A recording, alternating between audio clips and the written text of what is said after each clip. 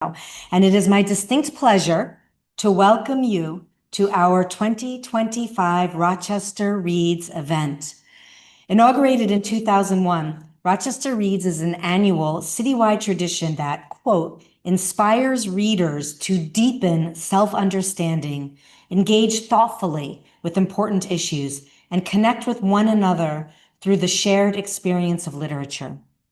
The Artistic Advisory Committee, a group of 19 diverse, engaged members of Rochester's community, moves through a structured process each year where we suggest and then discuss this year's possible candidates. As you know, the book we selected this year is Soil, the story of a Black mother's garden by Camille T. Dungy. Quote, this extraordinary memoir, one of our members said, honors the earth, motherhood, and Black women while laying bare the ways in which each has been dishonored or ignored. Another said, as a myriad of entry points to inspire different kinds of people to take a chance on it, gardening, a political act, motherhood, homemaking and home ownership, and Dungy's careful and incisive criticism of the literary canon as it pertains to nature writing and writing by women, and especially writing by women of color. The New York Times writes, on one level, Soil is a book about the rewards of gardening. On a deeper level, it's about Black American resilience and roots. And the poet Ross Gay describes Soil as a brilliant and beautiful memoir of Dungy's deepening relationship with the earth. A relationship, a deepening that necessarily demands she consider questions of family, history, race, nation, and power. Camille T. Dungy is the author of the essay collection Guidebook to Relative Strangers, Journeys into Race, Motherhood, and History, a finalist for the National Book Critics Circle Award. She has edited 3 anthologies, including Black Nature, 4 Centuries of African American Nature Poetry. Her honors include the 2021 Academy of American Poets Fellowship, a Guggenheim Fellowship, and an American Book Award. Camille is a university distinguished professor at Colorado State University with a fundamental interest in the intersection between literature, environmental action, history, and culture. I recently was lucky enough to spend some time with Camille at the Bread Loaf Writers Conference just outside Middlebury, Vermont this past August. Here, Camille spoke of the importance of noticing what you notice in both place and time. She emphasized the power of acknowledging the conflicts of the world at the same time you acknowledge the tree in front of you. She said, I accept the tingles I feel as rational because of the way they demand she find the, quote, original source.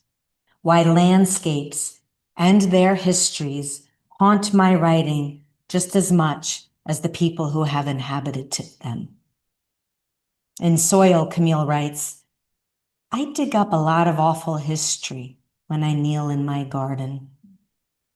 But my God, a lot of beauty grows out of this soil as well. It is with excitement and honor that I introduce and welcome to Rochester, Camille T. Dungy.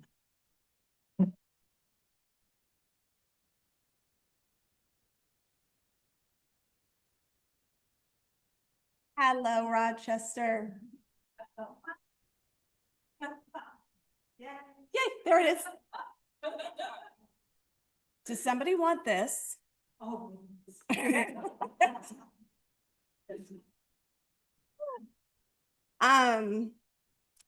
I am really, really honored, incredibly honored to be here Thank you so much to all those people that we heard listed off who helped to make this event in general possible, and then specifically all those people who brought me to Rochester today and tomorrow.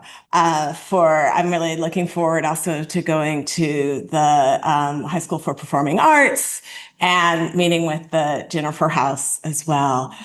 This opportunity to speak with an engaged community of Flower City about some of the ideas in soil just means so much to me. So thank you, thank you, thank you. People keep asking me if I've ever been to Rochester, and I've been saying, I don't think so. Because the history here is so deep that I've been here in my imagination time and time again. I got to go visit Frederick and Anna and Anne and Helen today. And just like, as one of the many, many examples of the kinds of really deep history that is present in this place. So thank you. So here's what's going to happen. I'm going to talk to you from the book sometimes and then about the book sometimes, but I've heard that a lot of you have read the book or listened to me reading the book. And so I thought I would give you an augmented experience as well. And as you sort of got a little preview there, I have photo evidence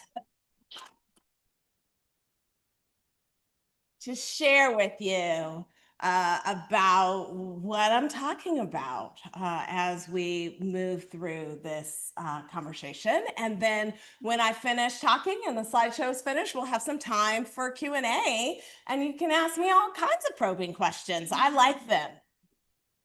I'm a why person, you know, I like why and how. And so I love engaging those kinds of conversations. So if you do not know already, soil is a record of 7 years of my family's journey of diversifying the landscape or the environment around us in our northern Colorado home, starting in our own yard. And we moved from Northern California, the San Francisco Bay Area. My husband and I met at San Francisco State University. We were both teaching there. He likes to say I picked him up. I like to say I was just trying to meet colleagues. He happened to be cute. And we moved from the Bay Area with our 3-year-old daughter to Northern Colorado, to Colorado State University. I'd been offered a job at Colorado State University, and that sounded like a good idea. The Bay Area is a place. And I would have said that I was a Californian, but I actually am a Colorado-born person. And so it was a kind of homecoming, but it was a kind of homecoming that was also meant figuring things out. And we landed in a house that felt really, really comfortable in a lot of ways. I still joke, I just finished.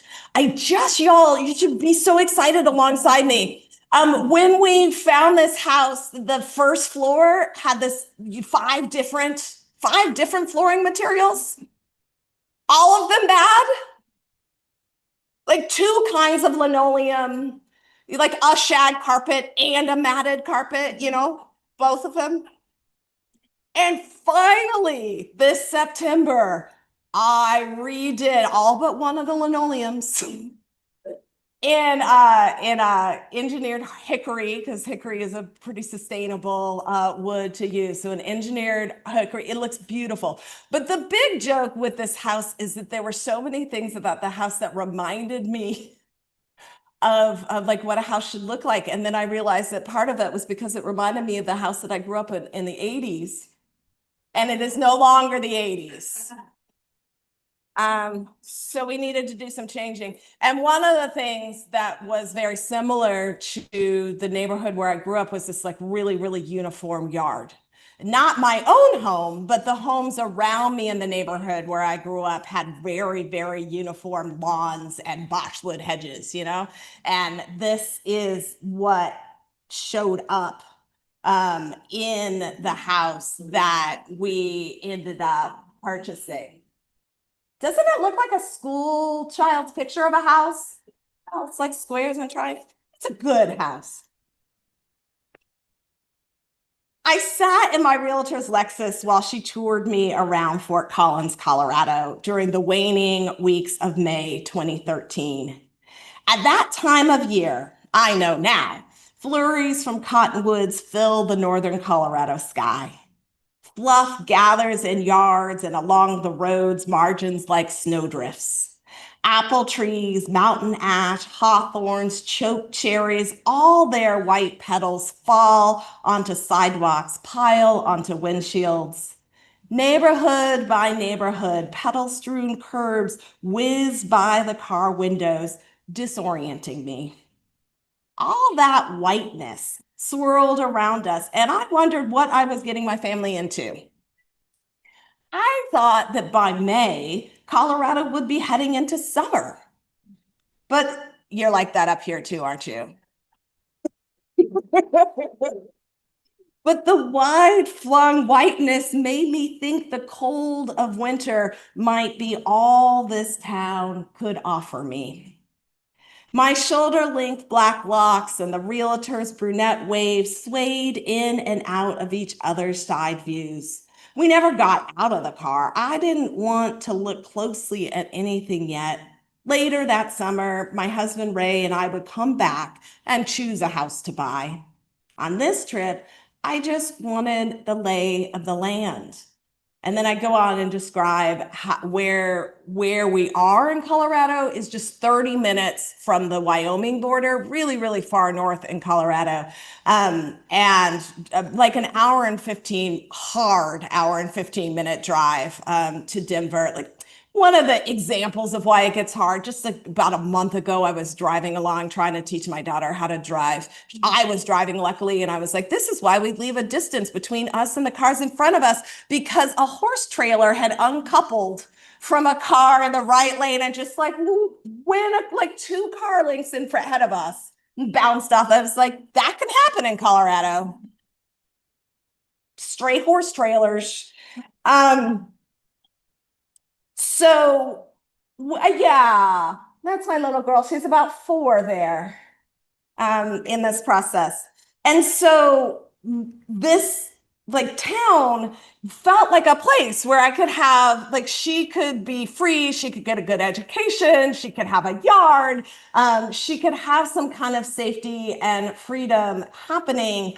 And yet, there remain questions, right? I had to figure out what was going on with this white mess all around me. Was I going to suffer teary eyes and headaches thanks to all the shedding cottonwoods?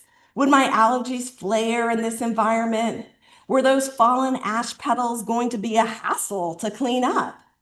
And what about the people in this predominantly white town? Would they welcome our Black family? My mind worked as it wondered.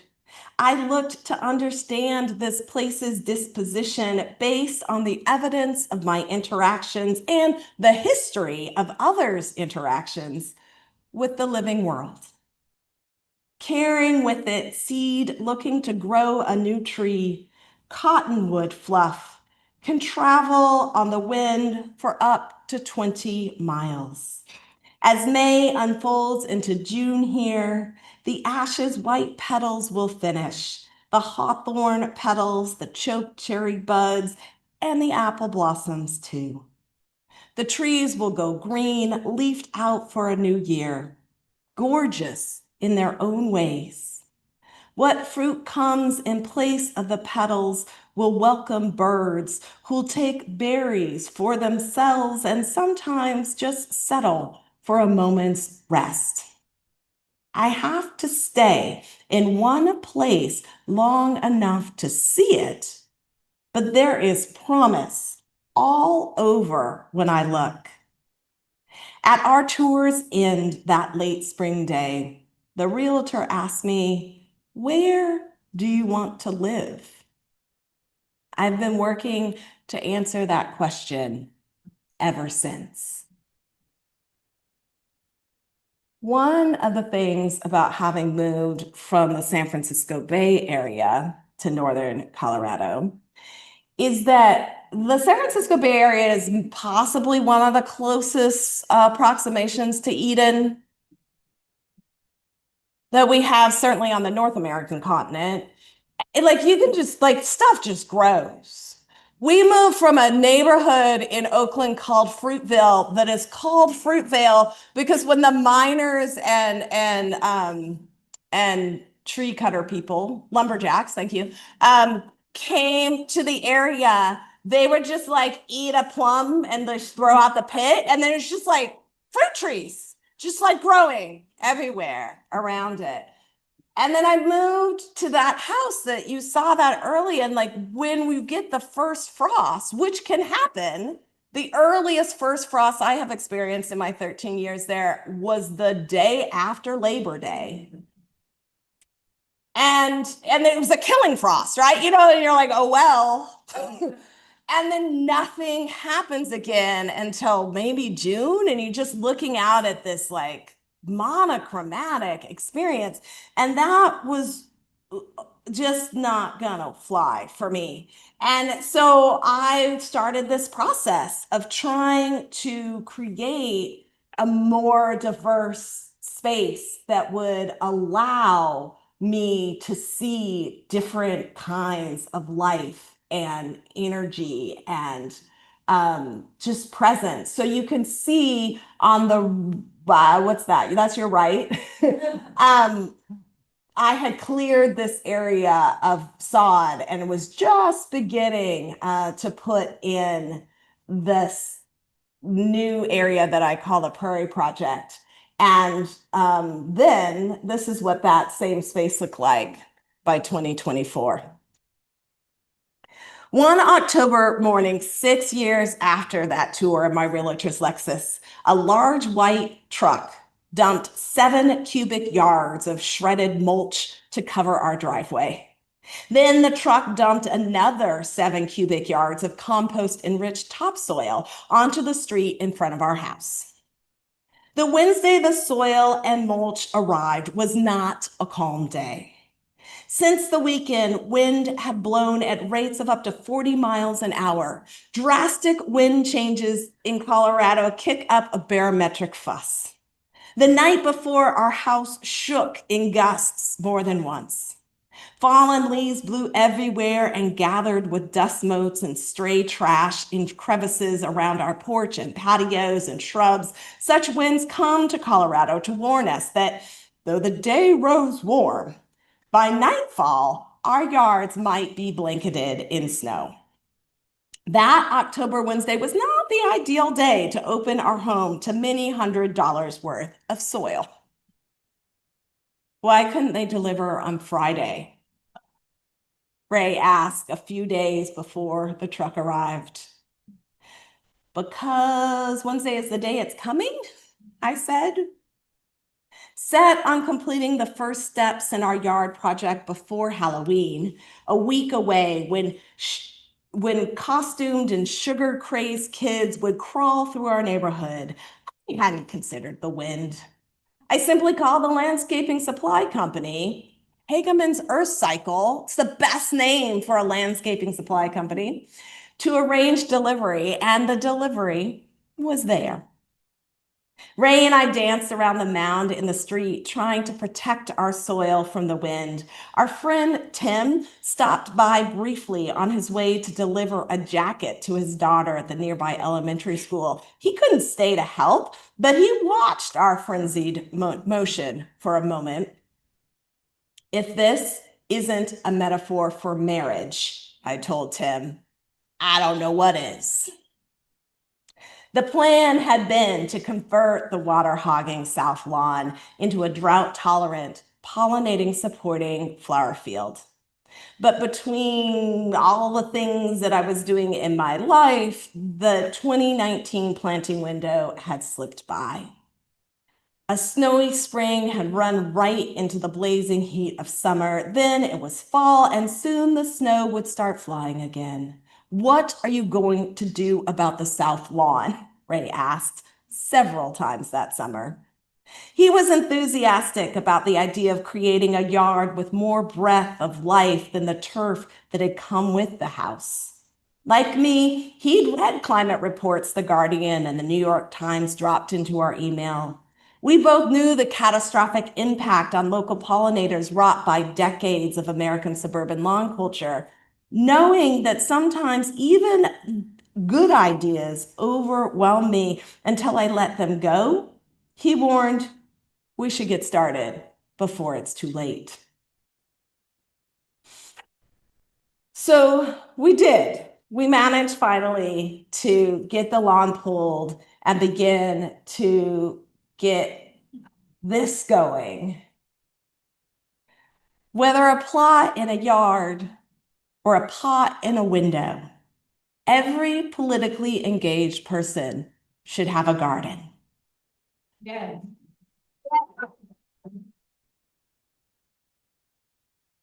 By politically engaged, I mean everyone with a vested interest in the direction that people on this planet take in relationship to others. We should all take some time to plant life in the soil, even when such planting isn't easy. Our south plot's newly exposed surface was as hard and crumbly as the sloughed off parts of an old red brick.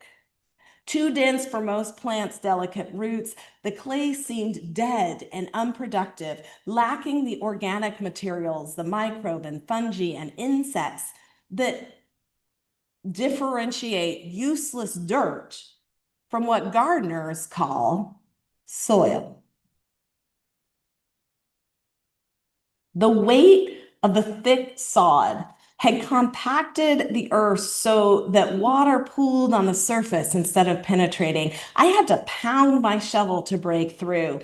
The clay crusted and cracked and formed rocks the size of my daughter Callie's 9-year-old fists. I was going to have to amend that patch to feed it, aerate it, enhance it if I wanted to welcome new life. And even though this track was accessible, I'd have to work to build a garden. I wanted to work to build a garden. The green of growing things calms me. Plants stabilize me, and I am interested in the patience that is required as I wait for growth. For the politically engaged person, any of us, such patience is a key to survival. Patience is a kindness that carries me through long days and longer nights. So we began with this tiny little 4x4 patch, those railroad ties that you saw in an earlier image. And then I started just expanding slowly but surely as things went along. And sometimes I would wonder why I was doing such a thing. That's not Poet's Daffodil. Ignore that. That's called a sneeze weed. But look at that little happy bee. It's a very happy bee on the sneeze weed. And so one day I sat and thought, like, why am I doing this? And by this, it meant like both this garden project and like writing a book about the garden project. Both of them were questions for me. And in the process of thinking that through, I devised this poem. Let grow more winter fat, wine cup, western wild rose. So little open prairie left, little waves of blue stem, little fuzzy tongue penstemon. Quieter the golden current, nodding onion, quieter now as well. Only a few clusters of Colorado butterfly plants still yawn into the night. Where there once was prairie, a few remaining fireflies abstract themselves over roads and concrete paths. Prairie wants to stretch full out again and sigh. Purple prairie clover, prairie zinnia, prairie dropseed nodding into solidago, bee balm brushing rabbit brush. Prairie once, prairie once, prairie once. As I was working through this book, I'm trained as a poet. Like, that's my thing. Colorado State University brought me to be a poet, not a memoir writer. But, you know, I'm contrary and I do what I want. But in the past, in 2017, I published 2 books. I published a collection of essays called Guidebook to Relative Strangers, Journeys into Race, Motherhood, and History, which was largely about traveling around the country and the world with my last child's baby, and the ways that that process helped me build these really incredible, surprising connections with people who were often very, very different. An example that I would often give of how traveling with Callie changed my experience of the world. Southwest Airlines, you know, when it's open seating, this is not often a benefit of being Black in America, but on Southwest Airlines, it's kind of nice that like there will almost always be an empty seat next to me. Like if people can choose the seat, the middle seat next to me is the last one that gets chosen. I am upset with Southwest at getting rid of the open seating thing because I've been getting premium seating all these years. But that did not happen when I had my adorable baby child on my lap. Like the people I would not normally have conversations with would just like be right there next to me, wanting at me, really, the adorable child. And these bridges and incredible, really, really often lasting connections that I was able to develop because of this diplomat who was sitting on my lap. But that book was a book of essays. And I also had a book of poems called Trophic Cascade that came out 6 months later. We timed it. We like made it so like it wouldn't completely bite into one sales of the other. Like they were separate entities. When I came to this book, I started thinking, you know, one of the things that I am trying to talk about is how to diversify my garden.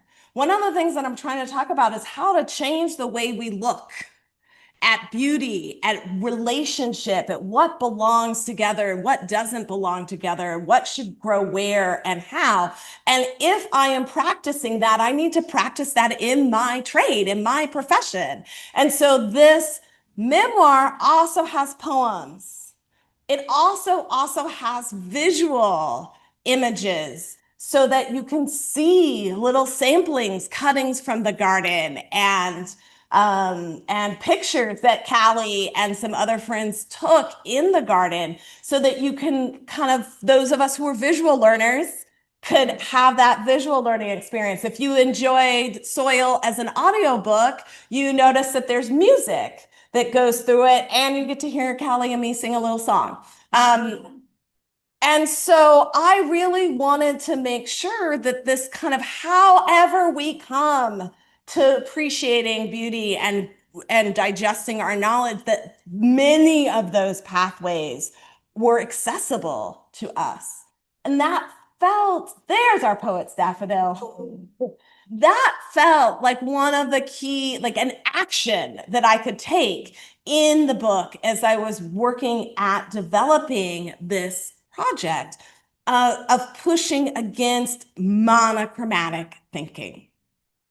When we moved into our house, the covenant for our homeowners association specified that the yard should be well maintained.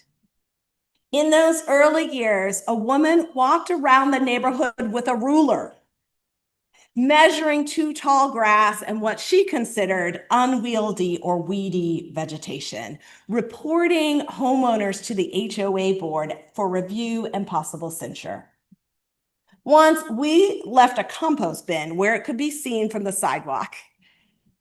The HOA fined us $25 a day until we concealed the bin more thoroughly. A $25 fine may not sound like a lot, but in just a month, such a penalty could add up to $775. So one of the things you may know if you've gotten to read Soil is that this project came during like the best year in current American history. I had a year-long artist fellowship from the Guggenheim Foundation to write a book about what grew up in the land right around me. And this was going to be this great year. The kid was going to be in the fourth grade. I'd have all her school day to do my work. And it was 2020. So I did not have the girls' entire school day to work. I was like supervising fourth grade curriculum, which meant I did a lot of math. And like when I wrote that section, I was like, well, let's just figure out what $25 over a month, right? Like, it's like, and in the process of writing Soil, oftentimes I would just bring those lessons that I was learning alongside my daughter and actually just write them into the book, right? So sometimes it's Colorado, it was Colorado history year too. So I've learned a lot about Colorado history, which like often makes you go, right? Like, what are we telling our children? What aren't we telling our children? This is one of my favorite plants in my yard. It's called the Nettles larkspur, or Delphinium nutalianum. Between that larkspur and the bunny that you saw a little earlier called the Nettles cottontail, I was like, who is this Nettles dude? Like, why is he all over my garden? And ended up doing a deep dive into the story of this man named Thomas Nuttall, who came here from England, fell in love with North America flora and fauna, and ends up being the namer or namesake of about 6% of all the flora and fauna on the North American continent. One guy from England.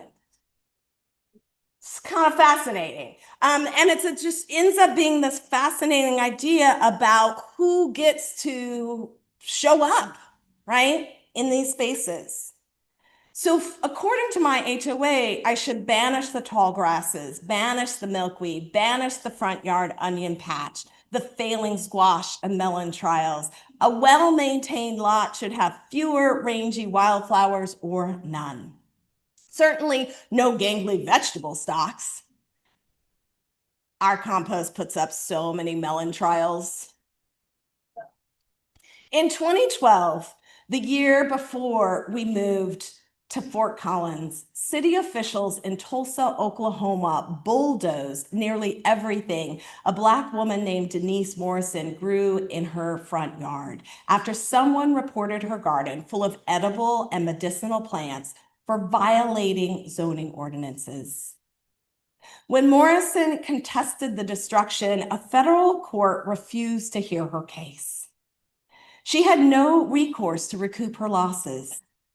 Rather than leave the dried stalks and seed heads on our sunflowers for birds to perch on and munch as they stock up for winter, stories like Morrison's urge me to pull all remnants of summer plants out of the ground. Keep nothing brown around the house, nothing aesthetically unsavory. My family is the only Black family on our block. In fact, we are one of few Black families in our entire town, the fourth largest city in the state of Colorado. By few, I mean that only 1.5% of the people in this city of nearly 170,000 identify in US Census records as African American. By few, I mean that any time Ray heads out on the bike trails, someone recognizes him by name. Callie was the only Black girl with two Black parents in her 440 student elementary school. That fact remained the same in her 780 student middle school. This might help clarify my resistance to the kind of suburban American monoculture that the woman in my neighborhood tried to promote via the HOA's yard maintenance code. A culture that, through laws and customs that amount to toxic actions and culturally constructed weeding, effectively maintains homogeneous spaces around America's home.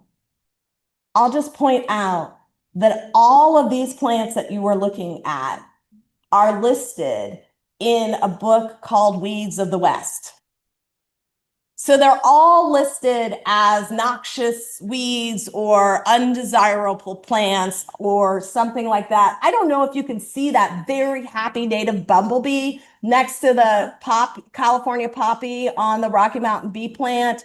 Many of the times I discovered in the process of writing the book, many of the times things are considered weeds. It's because they interfere with some idea of what should be commercially grown, right? So commercial agriculture, or in the case of Colorado, often ranching, right? So like if your cows eat the local weed, they go crazy. I don't have cows, so it's okay. I'm lucky. The neighbors I speak to claim to be grateful we moved in, cultivating the most heterogeneous environment on our street, both with our presence as a Black family and with our landscaping decisions. I love watching the goldfinches in your yard, a neighbor told me one afternoon. You don't get them in your yard? Not like you do, she said. So in this process of like slowly redeveloping what was okay and what wasn't okay, I would end up having conversations with people. I started getting like into plant swap groups. Plant swap people are the best. And as with Thomas Nuttall, I would sometimes find myself on these kind of deep dives thinking about other plant people who've really shaped the culture in some way. And one day I was out gardening and I was like it was like a lightning bolt moment. It's like, I can't write this book without writing about Anne Spencer.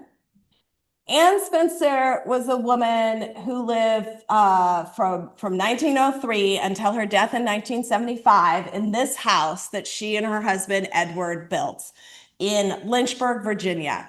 The house is now a museum, the Anne Spencer House and Garden Museum. It is this amazing double lot with just profusions of incredible plants and life that they got from catalogs. They would go out through Virginia and go seed collecting. She was members of a number of different garden clubs. They made this incredible space. And my first tenure track job was in Lynchburg, Virginia. And I had this honor once of going to visit her space and thought like, this Black woman lived and wrote and tended a glorious garden in Lynchburg years before I arrived. And I fell in love with the idea of building a home beyond my home while standing inside the garden that Anne Spencer built. In our yard in Colorado, I leave hawthorn and juniper berries on the branch in June for non-human neighbors to consume.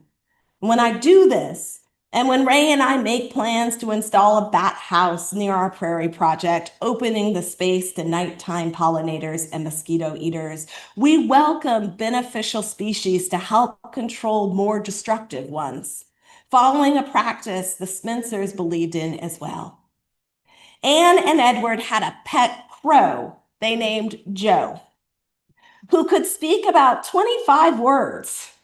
Still now, an arbor that Edward built drips in season with Concord and Niagara grapes and allowed only Joe and the birds who visited her garden to eat. The birds entertained her, and, she reportedly made sure to point out, they controlled insects. By feeding the birds, Spencer employed what growers call integrated pest management, a system that supports natural food chains rather than rely on man-made poisons to control pest populations. Near the Spencers' two-story back porch, they mounted a martin house on a 20-foot pole. There, Anne and Edward and the children welcomed migrating purple martins. These 7-inch midnight blue birds flew up from South America each spring. Along the way, they eat thousands of pesky insects, including horseflies, midges, termites, wasps, and even the flying queens of fire ant colonies. Hosting martins and other beneficial species, the Spencers kept their vibrant yards essentially pest-free. That the Spencers built such an unthreatened yard wasn't just a matter of aesthetics. Until Edward's family bought the lot after the Civil War, Confederate troops used the land where the Anne Spencer House and Garden Museum now stand as a campground and recruitment site. The Spencer family erected an assembly hall on the part of the purchased acreage, offering a safe place for newly freed Black folks to gather. After Edward and Anne built their rambling house and broke ground on the garden, their home remained a stopping place, their garden an oasis in an inhospitable land. So as I started to think through Anne Spencer and this really radical activist work of creating this garden on this former Confederate recruitment site, and a space for Black people to live and to thrive and to rest, I also started to think of this kind of long legacy of this interconnection for African Americans specifically, but again, all politically engaged people, of being able to use spaces like gardening spaces as these sites of restoration, renewal, rethinking, reimagining of who you might hope to be.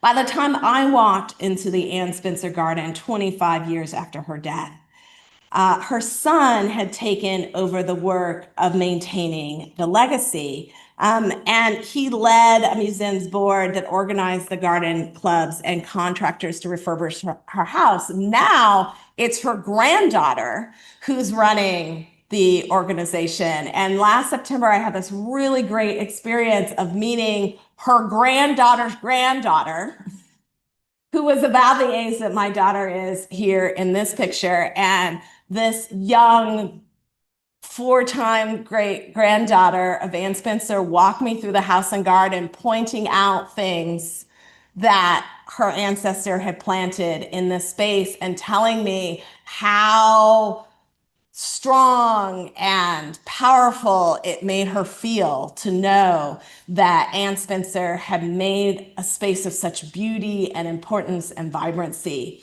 that is part of this legacy that she could now claim. But that only happened because a community came together to help maintain this space.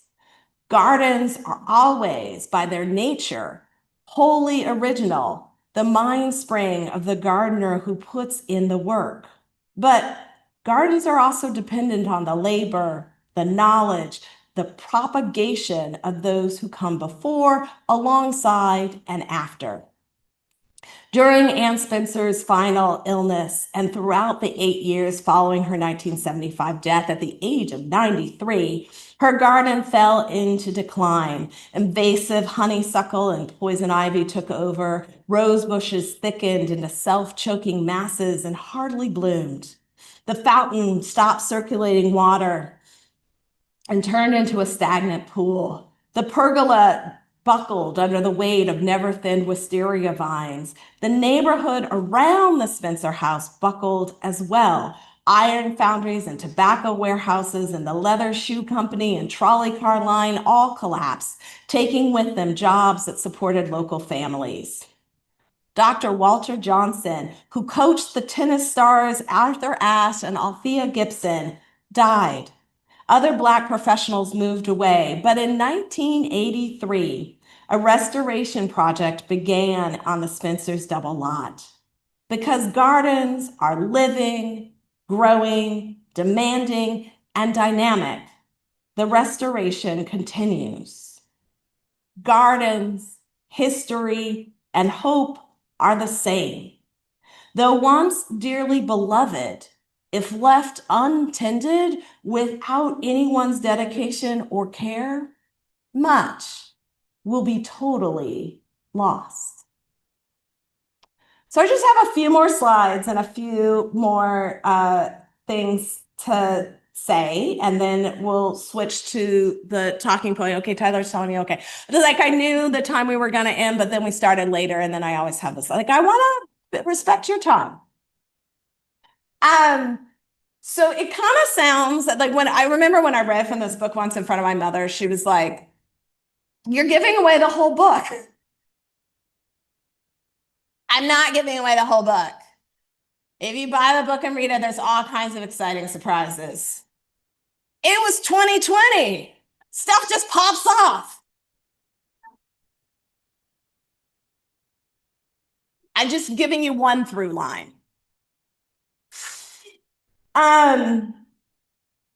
A thing that became really interesting as I was working on this project and revising this project was thinking through how to write about the realities of this world and also thinking about like pretty stuff, right? How do you do both of those things?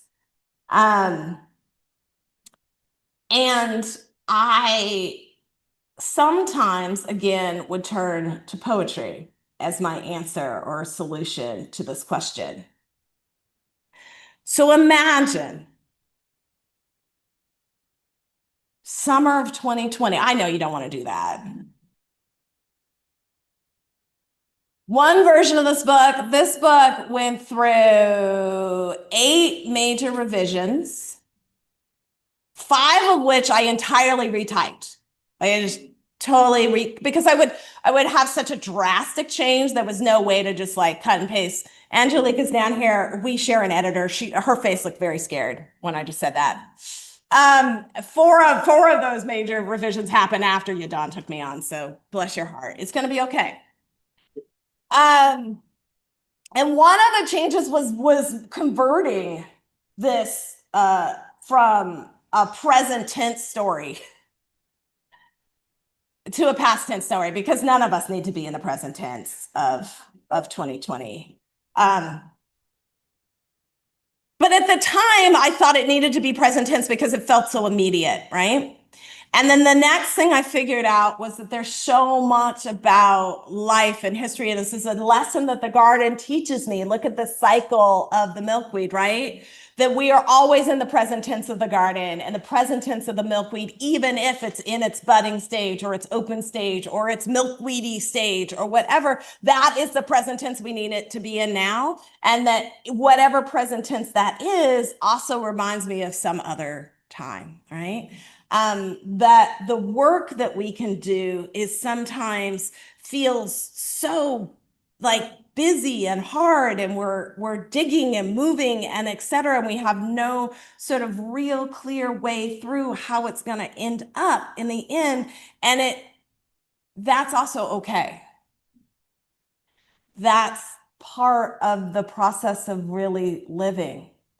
So I'm hanging out in the garden sometimes to get myself free. I'm writing a lot. These are my ways. My husband's way of dealing with much of late spring and early summer of 2020 was reading the Trail Ridge Road snow clearance report.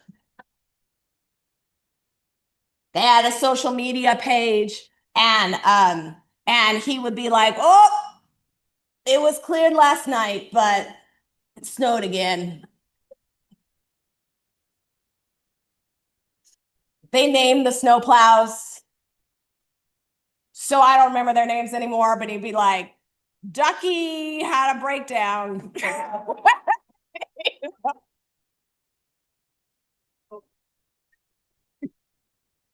And so again, one morning of the what am I gonna write? How am I gonna think about all this? I use my husband's obsession as my starting point.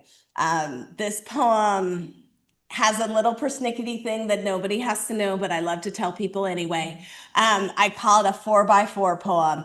Every line of the poem has exactly 4 syllables, and every stanza has exactly 4 lines. It's a 4x4. It's a snowplow. Okay.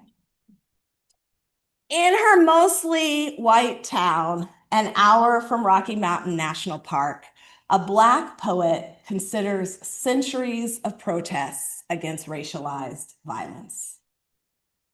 2 miles into the sky, the snow builds a mountain unto itself.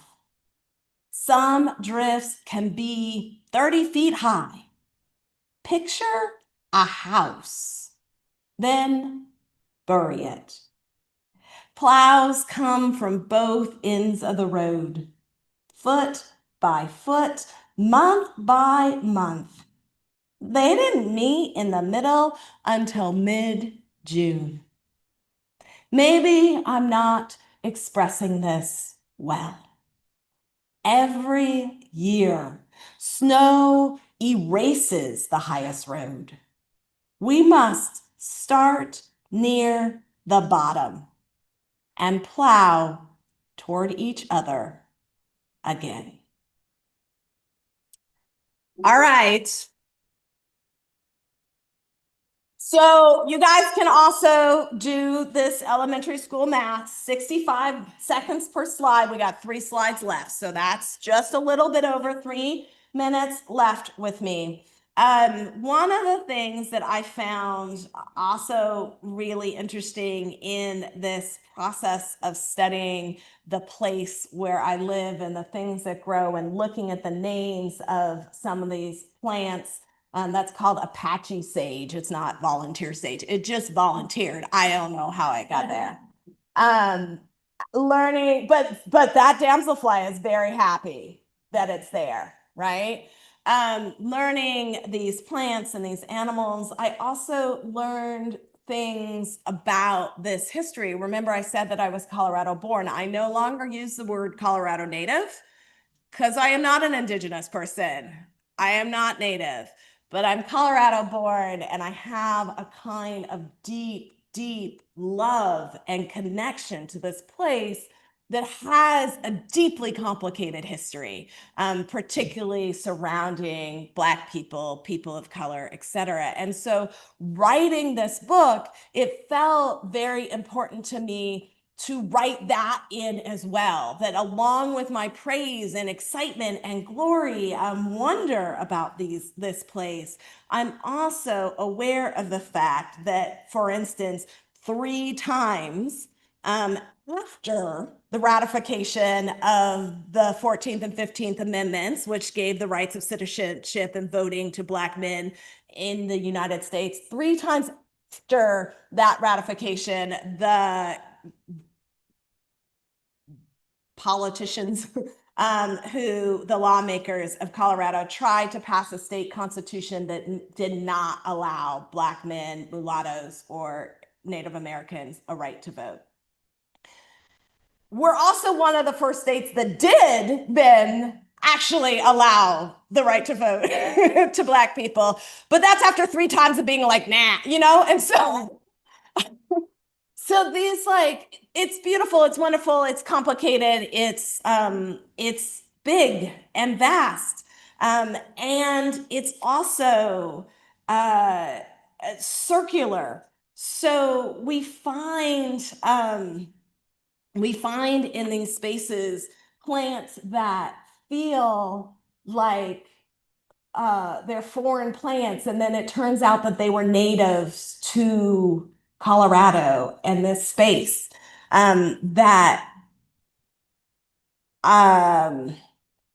I am. I can't blame anyone for wanting to gather and cultivate in their own gardens specimens from across the American West. If I ever have to go away from here, I'll be loath to leave these flowers. I always include that picture. I want to include that picture because if you've read the book, like you picture Callie like in the 4th grade. She's 15 years old now. And she's in a pre-professional dance program with Colorado Ballet. She dances full time and goes to high school online. Like, I don't know how she does it. It's pretty insane. So that was her this June.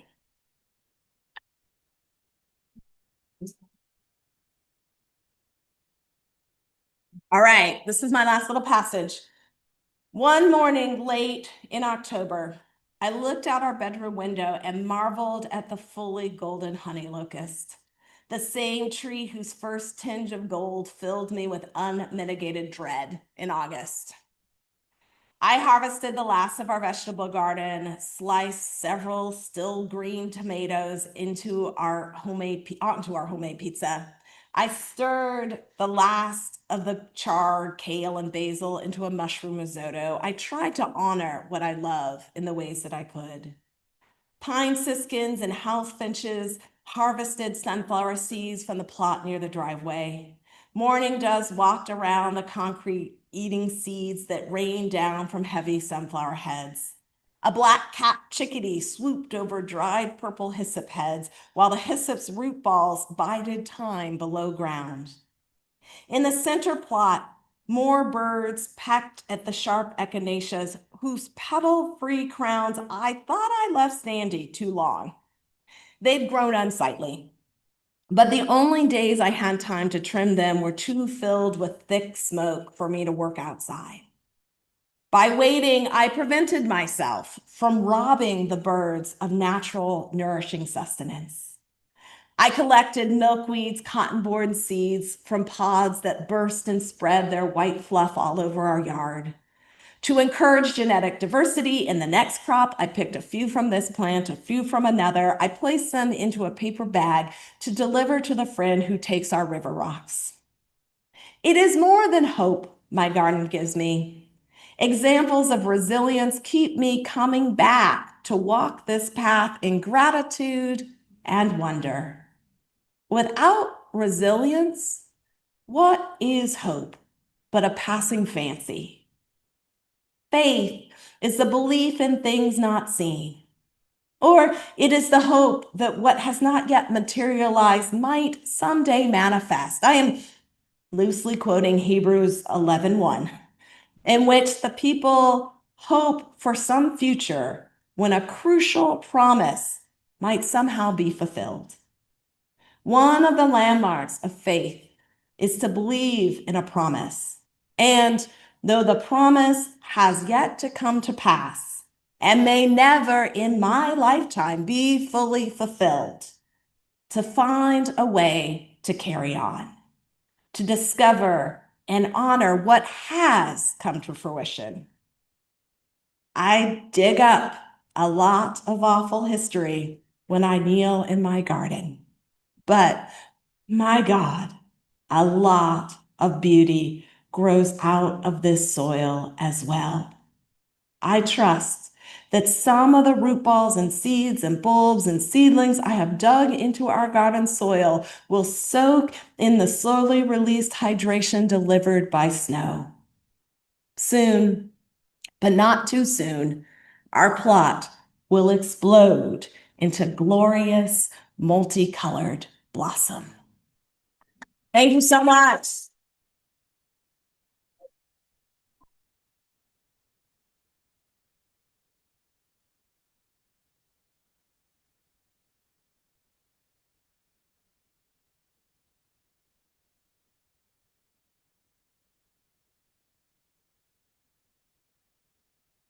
Thank you for being here and listening so patiently, and for your occasional inhalations of what I thought were approving gas. Tyler has a mic. We can have a few minutes for Q&A if you would like.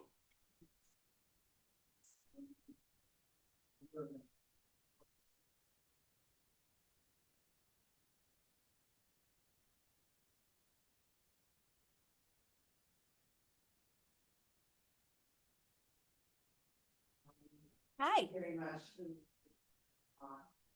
First, I had read growing up in one, so that's cool. That's my first question. Moving I was still around. I love this question on yard. But the question I really want to ask, which is probably the question you get asked a lot about, is about pastor. You know, what happened with pastor. I was wondering if you could really talk a bit more about that. I've reread that section. And I have a daughter who is now 10, going on 11. And the mom and me and the childhood friend connection struggled, even though I also understood it. So I just was curious if you comment on that. Yeah. So the Pebble Bun Bun and Bun conversation is, it was 2020. We had a lot of time on our hands, right? And so my daughter started naming all the rabbits in our yard, and we learned, I learned their names, but we also started to pay attention to what their ranges were in the yard and where they, so now it's like the clan of Pebble and Bun Bun and et cetera. I don't think it's too much time for them to be those original rabbits anymore. But they're still around. There's lots of rabbits. With the pastor, I tell a story in the book about trying to go to church. Our family found a church that my daughter really liked, and she developed a close relationship with the daughter of the pastor. And the Sunday after the election, the pastor made a series of statements that made my family feel deeply unwelcome in the space. And we never went back, and nobody reached out. In the time that I was writing the book, nobody reached out to say anything. Sometime later, it's not that big of a town, even if it's the fourth biggest town in Colorado. So sometime later, the girls started dancing the same studio. And they saw each other and did the thing that kids do on their own, right? And so they connected on their own. But then I would be at the Nutcracker, in the outside the event center, and there he is, and there I am. Now what? And we actually had a conversation. Here's one of the things in the book you may notice, when there's somebody who does me wrong, or somebody who I have nothing good to say, my grandmother's like, if you don't have anything nice to say, don't say anything at all. But I'm a writer, so I'm going to say a thing. I'm just not going to risk a libel suit, right? I'm not going to risk my own safety to name that person, and I'm not going to give them the advertisement, right? Every time I name a negative thing or negative, but that any advertisement is good advertisement. So the people who did bad things to me were never named. Another reason for this is in all but one circumstance of a person who does bad things to me, and all but one circumstance in this book, I assume that people have lives, right? I want to assume that most people are not innately bad. The world is challenging that positive thinking sometimes, a lot. But I want to believe that a lot of people, when offered grace, can step into grace. A lot of people, when corrected, can follow that correction to some degree or another. Not all people, and never at the pace which I would prefer. But in the case of the pastor, we did talk, and he was going through it at that time. Yes, there was the election, and he was going through some personal crises. He didn't have the bandwidth to call me. So he was deeply apologetic. Some years later, I have always felt badly about what I said and that I never acted to follow up. I am sorry about that. I feel, he probably read the book. I feel badly about that, and I take full responsibility. He was going through it, and these things were happening in my life, and I did not have the bandwidth to do what I should have done, right?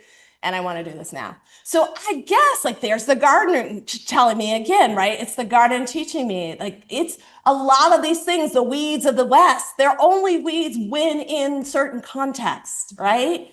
Much of bad human behavior is bad in certain contexts. And when we can do good and fill the space up with good, can we quiet down the bad? That is on the majority white audience here. A lot of that work needs to be on you right now, right? Because I'm tired. But I also believe that this is a thing that we can do, right? It won't be overnight. It has never been overnight, but it is a thing that we can do. We can create beauty. So, I talk about the HOA lady, she herself is becoming grass, but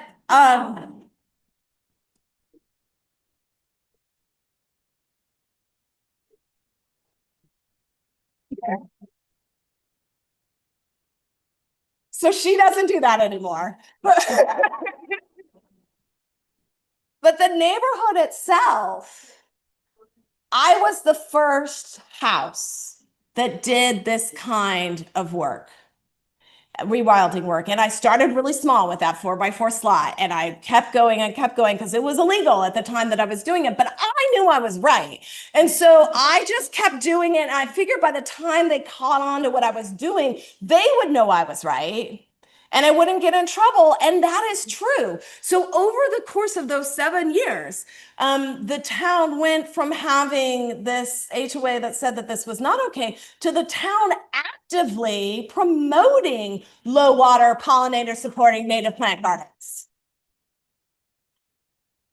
And there was even a statewide bill that was going to make it illegal for HOAs to make it illegal for their tenants to do this kind of gardening, right? So, and it went in my little block, my neighborhood, from our being the first and only to, until this August, there was one standout, which, by the way, if you read the book, is the one neighbor who never talked to us.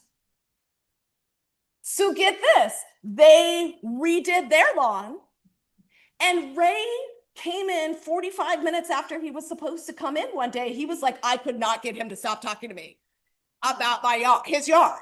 Like he redid his yard in a native plant low water situation, and he was like, "I'm so excited! Like I see what you're doing," and like it was crazy. I had literally with 13 years we lived there, never had a conversation with this guy, and now everybody on the block has some aspect of it. It's not fast all the time, but it can happen.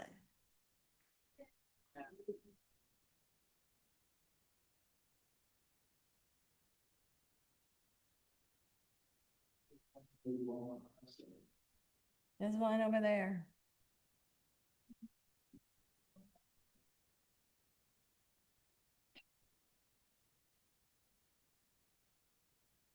Could you repeat the question so people in the Zoom can hear? Oh, I can. No, love your book. Thank you for coming to Rochester. My bestie sent me this clip of Maxwell House changing its name to Maxwell House. Yes, yeah. And it had me thinking about what you were saying about everyone should have a garden, everyone could live. And I worry about the future, how the cost of homes are getting to be just something that even people who have jobs and are educated may not have access to and don't now. And I want to hear thoughts about how we promote gardening for beauty and sustenance at a time when access to land and home ownership for the future maybe it's not looking good. And I'm very worried. I worry about my young adult children and others. I just want to know your thoughts about that, how we can solve that. That's a great question. So the question was like this kind of double pairing of housing insecurity, how difficult it is for many people to have kind of permanent housing. She started out with this fact that apparently Maxwell House has briefly rebranded themselves as Maxwell Apartment. Because they have discovered that 1/3 of Americans are not homeowners, and so they wanted to reach out to non-homeowners and like not make them feel left out. I feel like there's other ways you could do that, but and the rest of the question is like, what do we do with the fact that there's probably a future where lots of people are not going to be able to have a yard like this. I want to point out, like, it looks in these pictures and things like I got some like enormous yard. It's a nice size plot, but like the whole plot is 1/5 of an acre, and that includes the house. You know, so it's not like I don't have acreage that I'm working with. That's a 700 square foot plot the Prairie Project on the Old South Lawn. And this rock garden is maybe like 5 by 8, right? We're not talking about enormous amounts of space. And the changes that I have seen in the fauna and particularly the pollinator life with that pocket garden is enormous.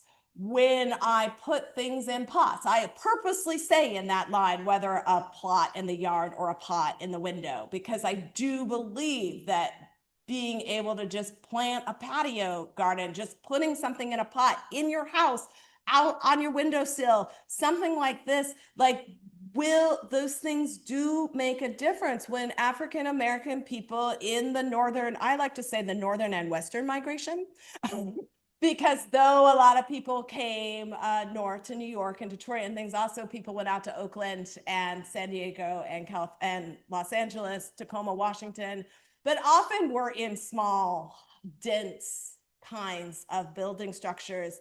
And how many grandmas in those situations would create little gardens with their little bit of greens and their little bit of tomatoes and a couple flowers just in a very small space, to create a kind of continuity and beauty and care. I know that my houseplants do a lot for me to remind myself about self-care. Like I have this one peace lily that is dramatic.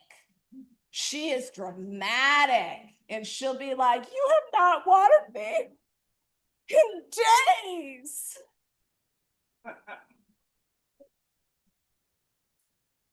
And I like to take tips from her, you know, because I need to be more dramatic like that sometimes about my own self-care, right? I need to just flop over and be like, I need some hydration. Stop, hydrate me, right? I think that this access to this is possible on smaller scales, that for us personally and for our families and our small communities is really useful. But the other thing I'm going to shout out is the community garden.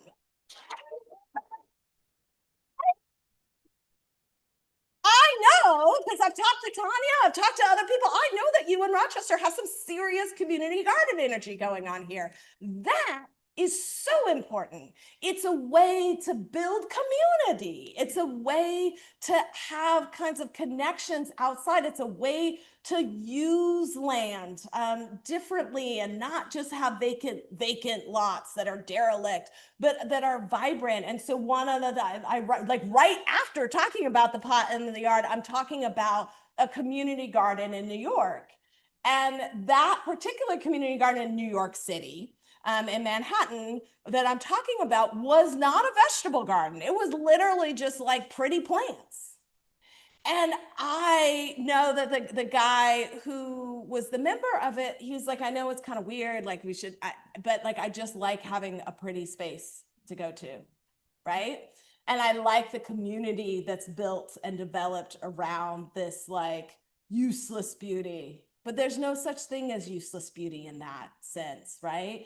The kinds of carbon capture that we get, the kinds of support for these creatures who we depend on, like we are dependent on these pollinators, and we need to give them love.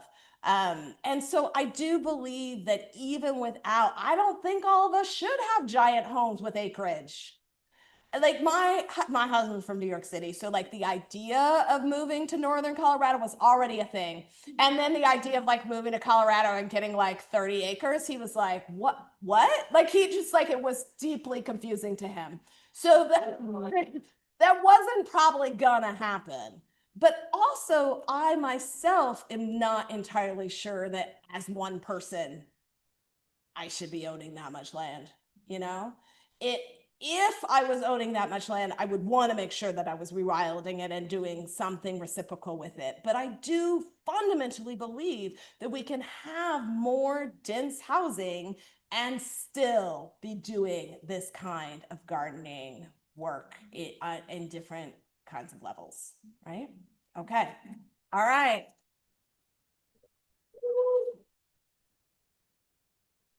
So I'm going out to that really pretty foyer, and I'm going to sit at that ampersand book table, and I'm going to sign books, or I'm willing to sign foreheads or hands or shoes or little pieces of paper. And if you had a follow-up question that you didn't get to ask here, you can ask me that there. And I just want to really, really thank you, Rochester, for such a wonderful welcome.